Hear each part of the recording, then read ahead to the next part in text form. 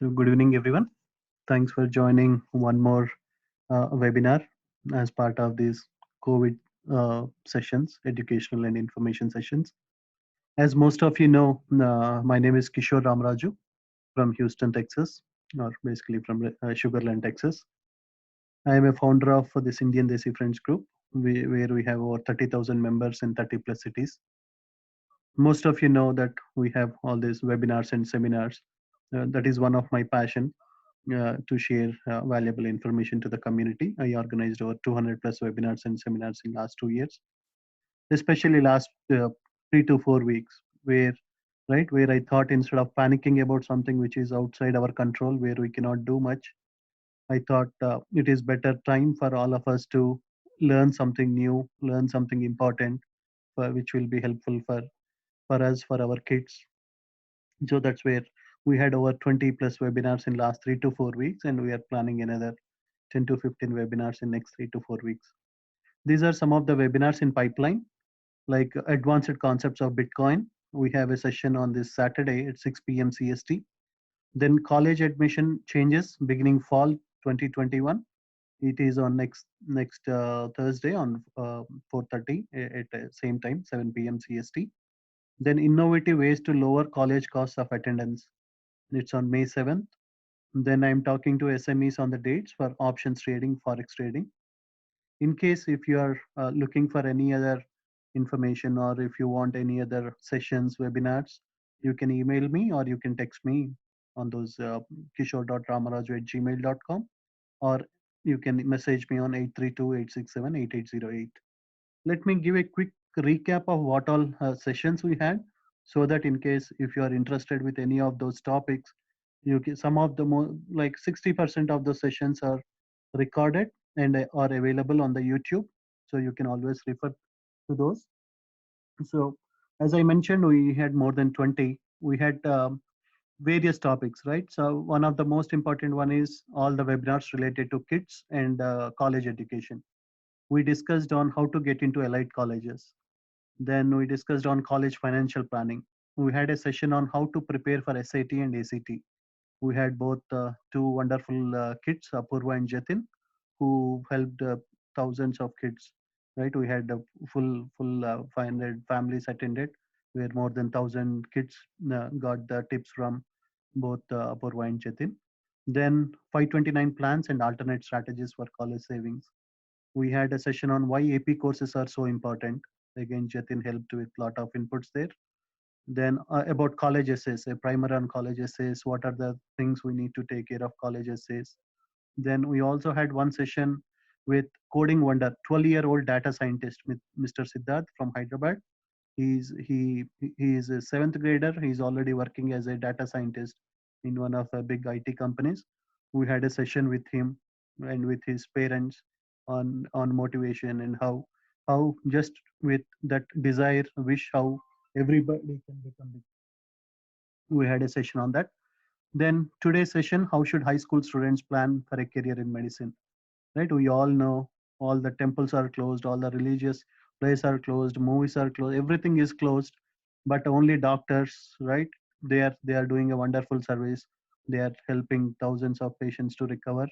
So definitely, yeah, Mr. Raj Kamal garu and me thought it will be a great session at this particular moment of time, where we all understand how important is that profession, right? They are next to God. So definitely we thought this is the right time, and we know that many of our community kids want to be a doctor. So we thought definitely this session will be very much useful and helpful to all our community. In addition to those kids and college, we also had various webinars like future of affiliate marketing, how to build wealth in recession, ABCs of Bitcoin, passive income from real estate investments, data science with Python, fun with Python for kids, and also about scaled agile certification trainings. So we had all these webinars related to investments and career options. Then we also, based on the COVID situation, right, many families, many members, because of the job situation, all those things, everybody is in a panic mode. We also had various different sessions related to, like, take charge of your mind, how to control your mind, how to control your negative thoughts, how to be positive. We had these sessions. Then we also had one session with Mr. Rahul and Emily on immigration and visa extensions due to Corona. What is the impact of Corona on all these things? We had a session with Mr. Anil and Rahul on CARES Act and SBA disaster loans. One session on emergency immigration session on the new executive order. Just like 2 3 days back, we had a session with Rebecca Chen and Rahul. Then mortgage refinance education, right? Many members asked like, is it a good time to refinance all those things? So we had one session with with another subject matter expert on mortgage refinance. So again, if you missed any of these sessions, some of these sessions are available. Video recordings are available. You can go to YouTube. You can search on my name, Kishore Ramaraju, and also you can subscribe to the channel for any of the future recordings. Right, that's about myself and what webinars we had. Now let me introduce our two guest speakers today. First one, Mr. Raj Kamal Garu. Most of you already know who attended all the previous sessions. So Raj Kamal Garu taking a lot of his personal time to educate all our community. So Raj Kamal Garu is the founding managing director of RAW Advisors, a full-service US Texas firm that uses advanced online tools to counsel students and families about how to get into US colleges and universities. So thousands of he helped thousands of students to get into some top elite colleges like UT Austin, Texas A&M, University of Utah, University of Minnesota, Cornell, a lot of colleges. Also, Raj Kamalgar is an expert of post-secondary education. His website contains numerous posts about education and attracted over 150K views. I think it might have crossed 200K views now because yeah, there are a lot of members are going and getting more and more details, getting a lot of information from that website, especially yeah. And he's an active public speaker conducting awareness seminars on higher education and student camps hosted by cities like Frisco, Plano, South Lake. But with Corona situation now, Raj Kamalgar is popular everywhere. We have members coming from all 30 different cities and attending all these sessions, getting a lot of benefit. Everybody is appreciating both Raj Kamal Garu, Jatin for all their great support to the community at this point of time. And you can also see that his higher education webinars are regularly broadcast live to engineering colleges in India. His course, School to College, an innovative off-credit elective for high school students, launched in the state of Washington on the Red Comet online platform in 2018. A video version of this course is also live on Udemy, the world's largest online learning and teaching marketplace with over 15 million students. He also wrote a book on college selection, which is named College Selection the Smart Way. Not only this, Raj Kamal Garu also serves as a columnist for the Hindu Business Line, India's second largest financial newspaper, and he wrote over 270 articles for Hindu. He lives in Bedford, Texas, with his wife and his teenage son Jatin. But he's also helping, right? He also supports a lot of Indian clients, not only US clients across USA, all different states. He's also supporting Indian clients. So thanks again, Raj Garu, for taking your valuable time all these weeks. Now, let me, I have a surprise I did not share to anyone, but I thought inviting some doctors today also will be a great addition for today's session. So just 15 minutes back, 10 minutes, actually it is less than 15 minutes back, I called to Ms. Dr. Surya Raghutu Garu and Manjula Raghutu Garu. They are wonderful human beings, great community leaders. They supported thousands of families, right? Especially during harvest situation. Now also they are at the hospital. They are serving the clients. I told them just join for 2 3 minutes, give your advice to the future doctors. So they immediately accepted the request. So both Manjula Garu and Surya Garu, they are residents of Sugarland. Dr. Surya Garu is a physical medicine and rehabilitation specialist in Sugarland, Texas, and he has been practicing over 20 years. Manjula Raghutu Garu, a family physician and primary care doctor from Medwin Family Medicine and Rehab, which was formed in 2004. She serves all ages, newborns and up to 100 plus. So both of them, as I mentioned, both of them are great community leaders. Whenever some parents come, they don't have insurance, right? They are always there to support them. They take care of them, right? They are also taking calls from lot of parents got stuck because of COVID situation. They are taking calls in midnights, helping them. So they are always there for the community. So yeah, thanks Surya Garu and Manjula Garu for joining. and their location is in Sugarland. He is pain management and physical therapy and Medwin family medicine. So let me invite Surya Garu and Manjula Garu first, so that they give like what students should have. Right, Raj Kamal Garu will explain all those things, but as a doctors, they will explain like what qualities students uh, should increase from now, or should practice from now, or what it is to be like a doctor. So, and also I want them to give their best wishes to. There are more than 200, 300 kids on the call. So let me unmute Surya Garu because he's still with the patients. Uh, Can you hear me? yeah, we can hear you, Surya Garu. First, thanks a lot, Surya Garu, for all your community service, and also, yeah, for taking within 10 minutes before I called you. And yeah, Surya. Uh, awesome. Kishore, I thank on behalf of every family, student, and all the members of the Desi community, and for the things what you have done is amazing, and you as a team and you enjoy tremendous amount of support and respect from the family, society, and so keep doing and keep shining. So there are no words for the kind of service you do. Saying that, the thing is that um, I am a pain management specialist, but I have like uh, multiple board certifications. I'm probably boarded in 7 or 8 boards, and had an experience of starting a hospital and running it. They grew into chain of 30 hospitals. So saying that, the thing is that I also help a lot of schools down here to get some special programs and special funding from the state, because that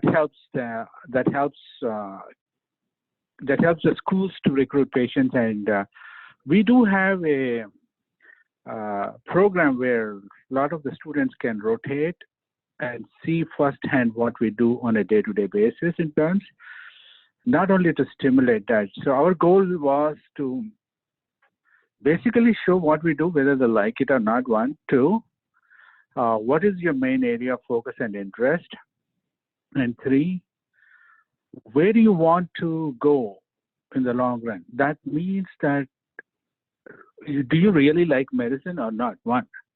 The thing is that if you like it, what are you going to do about it and to do? And if you like the medicine, then in terms of that, the thing is that which part of the medicine you want to go into. Being a pain management specialist, I'm a very, very, very strong proponent of advising people to go into a procedure-oriented medicine. One. Two, yes, if you become doctor, the job security is there. No matter what, at least you get about $150,000 job. So, but the most important thing, what advice I give them is, don't go into some mediocre jobs like family practice and pediatrics are great, but only few people are extremely successful in terms of that. That means like 2 or 3 do extremely well for every 100, and rest of them either work. So eventually the job situation is also changing over a period of time. That means either you end up working for a hospital or a corporation in the long term. That's how it is changing.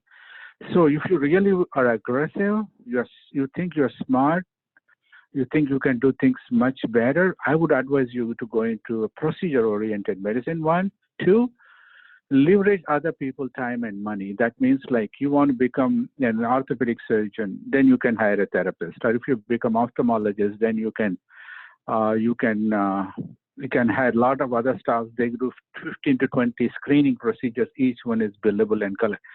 So technically speaking, not only which field you're going to be in, but how it's going to repercute in the long run financially. That is the ultimate key also in terms of understanding what does it take and where you go. I would rather advise them to go into, I don't know how much time I have, Kishore. Yeah, Surya Garu, go ahead, please. Okay, because I keep going, like that's the thing. So if I have a time limit, I would rather limit myself to. Yeah. Anyway, to make the story short, I'll try to probably go about 5 more minutes maybe.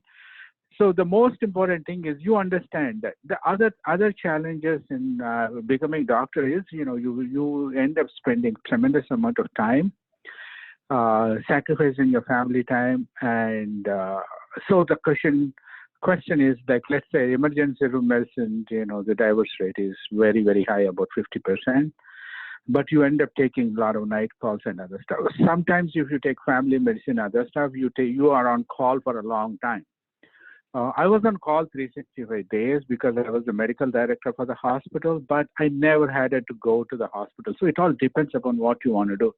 So my advice is to go into a specialty or where you can really understand, leverage other people's time, and have a great, great lifestyle and tremendous amount of money. So that only comes through picking up few doctors and rotating through them. That means, like, you need to pick, if you go like pediatrics, go and see a pediatrician office and spend about 5 to 10 days a week there. And this is so imperative in terms of understanding because everybody's approach is different. So, but not, even though you're interested in pediatrics, I advise you to go see an ophthalmologist, a radiologist, a gynecologist. The only to check and verify and learn. That is one part of helps in a little part of decision making. But the most important thing, what I would tell you as a student, what does it take? It takes a tremendous amount of learning, effort, and education, starting very, very, very early. What does that mean? The thing is that from 8th grade or 9th grade, also the thing is that, you don't want to wait until 11th and 12th to start off your courses and careers and planning. So I would advise to get involved with your student counselor and prepare and learn and chart out the timelines and the subjects you're going to be taking in terms of AP classes and whatever, because that is the key. And spend lots and lots and lots and lots of time.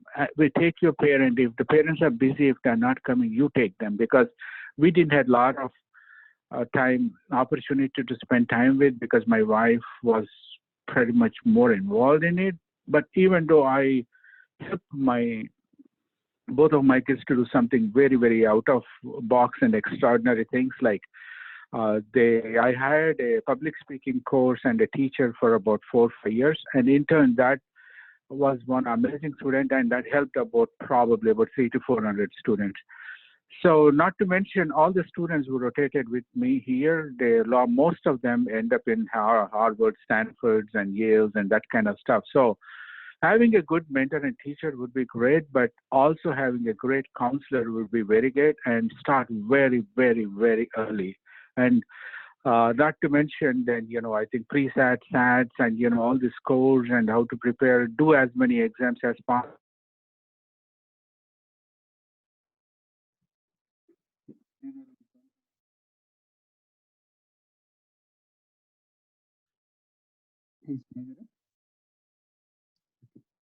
It seems there is some technical issue. Let me unmute Manjula Garu.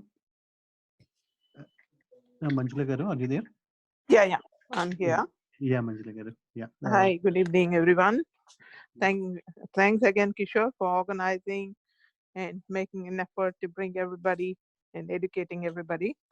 We should thank you all, right? On behalf of all our 30,000 members, we should thank you, doctors, right? You are serving the entire community, even in this type of situation. We are working from home, sitting freely and doing things, but you are on the field, so definitely, yeah. Definitely. Okay, so basically, I'll tell you, starting with the kids. So the first thing I'm going to advise for the parents, there's a psychology of the Indian parents. Okay, become a doctor, engineer, computer graduate, stuff like that. Please do not force your kid to do anything that they will not enjoy in life. That's the key. Okay, we don't want them to grow up to be miserable in whatever profession they will be. So the next thing, starting from 5th, 6th grade, 7th grade, 8th grade, between 5th and 8th grade, you need to try to expose them to things or what they can see, visualize, or get an interest into some career path that they want to be. And then starting at the 8th grade, at least have a conclusive idea of what they want to do. Because this country gives too many opportunities. Even the kids who want to go, think they would want to go to medicine, they'll change, they'll go back to something else, come back again. And we see sometimes that happening quite often because there's too many opportunities, too many choices in this country.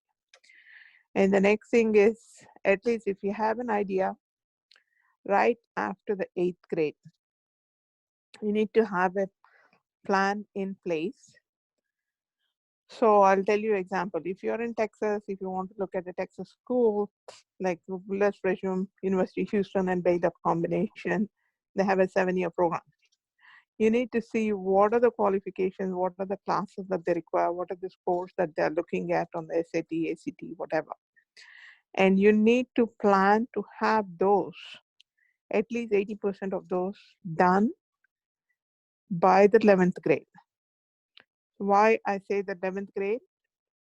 When they're ready to apply, you need to have it already, at least 80% of the core curriculum requirements.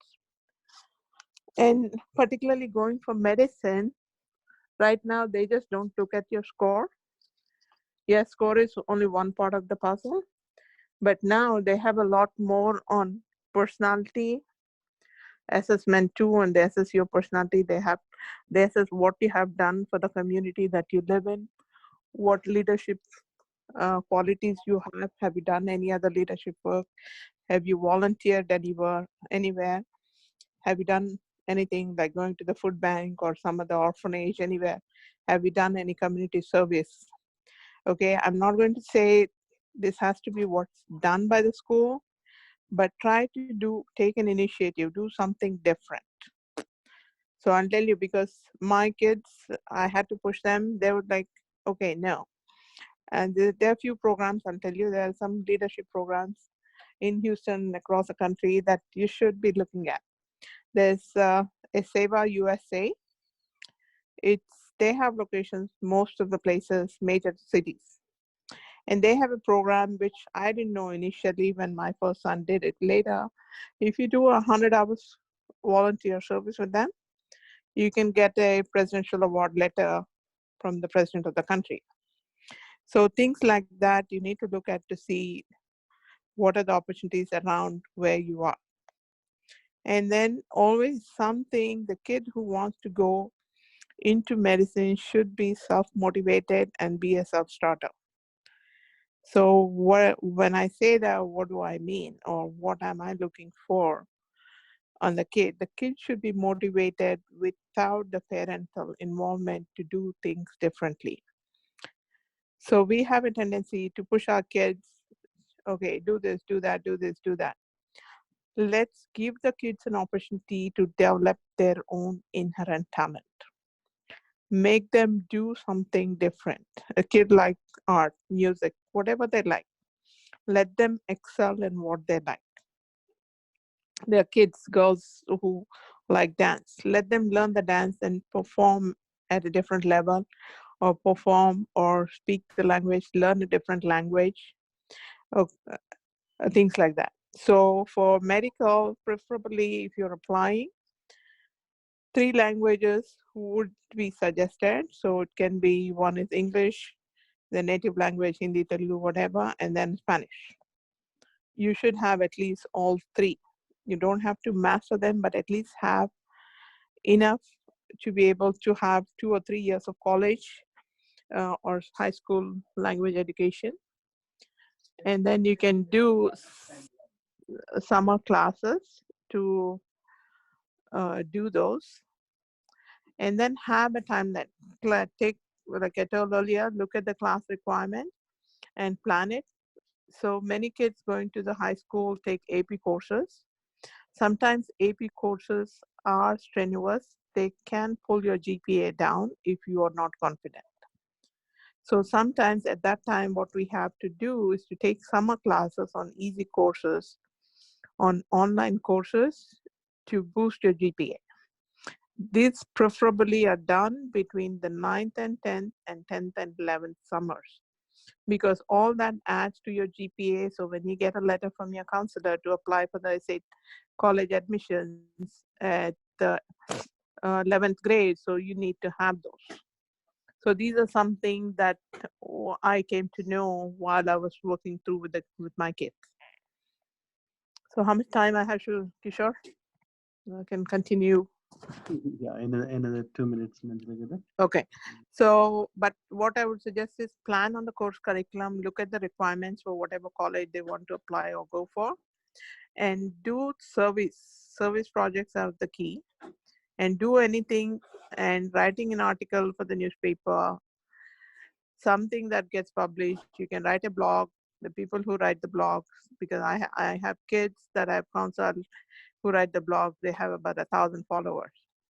Something like that that really makes a difference in your personality as you grow older and mature to become a physician or whatever.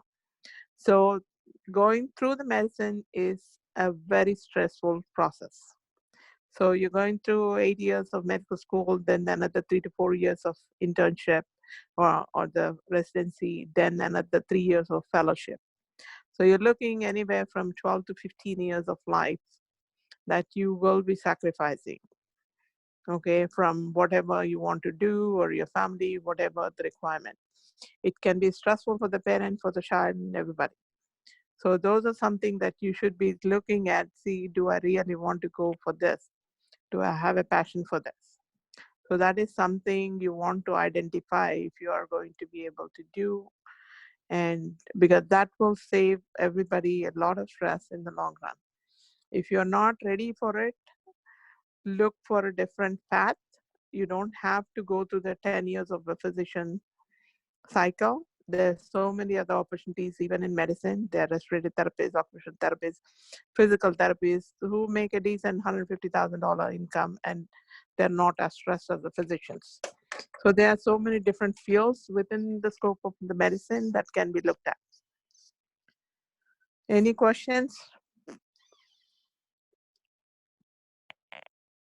If anyone has any questions, you can put it in the chat window.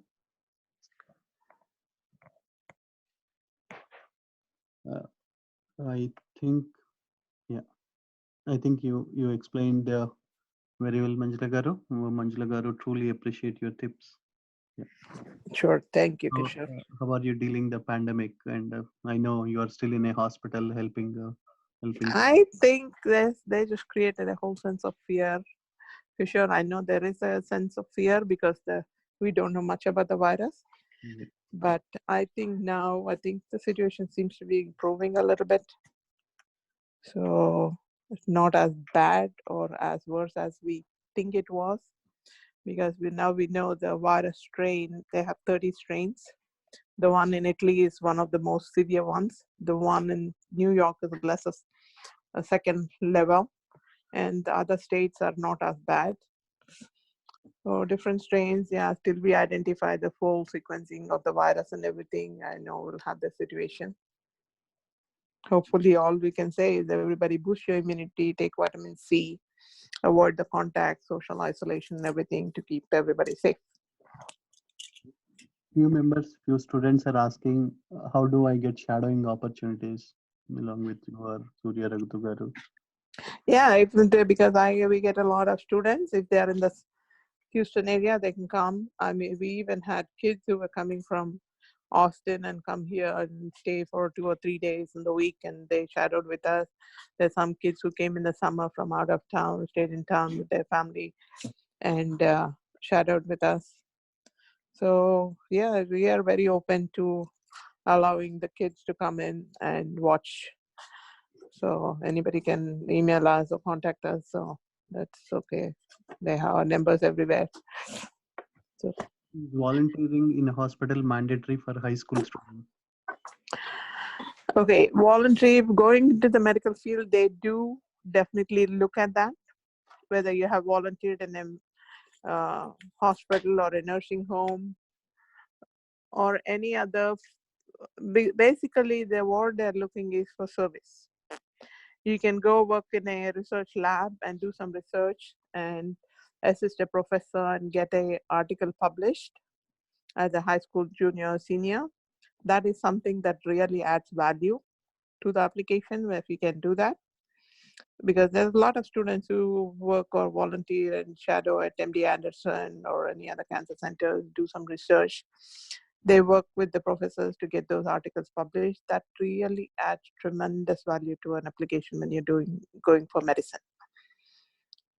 And hospitals, working in the hospitals, getting an exposure to the hospital environment is always a plus. But the problem in the Houston market that I have seen in the summer, if you're already looking to volunteer in the summer, and the applications are already due in the first week of January. Okay, so deadlines, you have to look at the deadlines and plan ahead. So December, January, kids are busy with the final exams, this and that. Sometimes it becomes hard, but you need to have a timeline to plan. Is there any And age limit? what else? Is there any age limit for the shadowing, Manjula Garu? And usually it's 12 and up. Okay. Yeah, and hospitals don't allow kids under 15, I believe, just because the risk of infection and everything. Things are going to change this year, hopefully, because people, they don't want everybody to get exposed to the COVID or anything. And I anticipate those rules will be more stringent this year. Yeah, again, I'm getting a lot of questions. I know I disturbed you or in between. No, not at all. Not at all. What I'll do is maybe we'll do one separate session, one and a half hour session. Yeah, if somebody wants, I can do one session, because at least I can tell. Okay, first thing I'm going to tell you, being a first generation American, we don't know the system. Okay, it took me a lot of time for me to learn the system, at least because what I know now, I wish I knew for my daughter, like 7, 8 years ago. And at least I don't want people to know, not know and do the same mistakes we did. I wish I knew that. So that's what I'll tell, but I'll be more than happy to have just take another session and do all the questions the parents or students have. Definitely, Mr. Garu, because yeah, even I did not inform our other guest speaker also about this surprise. Just before 15 minutes of the call, I thought like, yeah, having Surya Garu and Manjula Garu will add more value to all the parents and kids. I called them immediately. Even though they are in the hospital serving the patients, they told, yeah, definitely. They're always there for the community. So whenever, as I told you, they supported thousands of families, their parents, when they had any issues. Even in midnight, they were ready to support. So thank you again, Surya Garu, Manjula Garu, and also to everybody in the medical field for everything you are doing now. Thank you, Kishore. Yeah, thank you. And, Yeah, sure. yeah, thank you. Yeah, Again. anybody wants to come and volunteer, we're more than welcome to contact us. Yeah. So do they need to put any application, or is it like? No, all we need is to at least have their bio and then a contact form. Just calm down. Then they can just come. Any kid is like our kid. Okay. Okay. Cool. Yeah. Thank you, Surya Garu. Yeah. Thank you, Manjula Garu. Sure. Thank you once again. Thank And you, Kishore. yeah, do one separate session. It seems there is a lot of questions, and definitely your experience will help all those kids, right? As you mentioned, like we all are first generation. We already did those, so we don't need to reinvent the wheel. Thank you. And Yeah. now, yeah. Sorry, Rajkamal Garu. I know I did not even inform you. I suddenly thought like, yeah, having them will definitely help our parents. So yeah, it's all yours, Raj Garu. Okay, I think you have the recording on. Yeah, I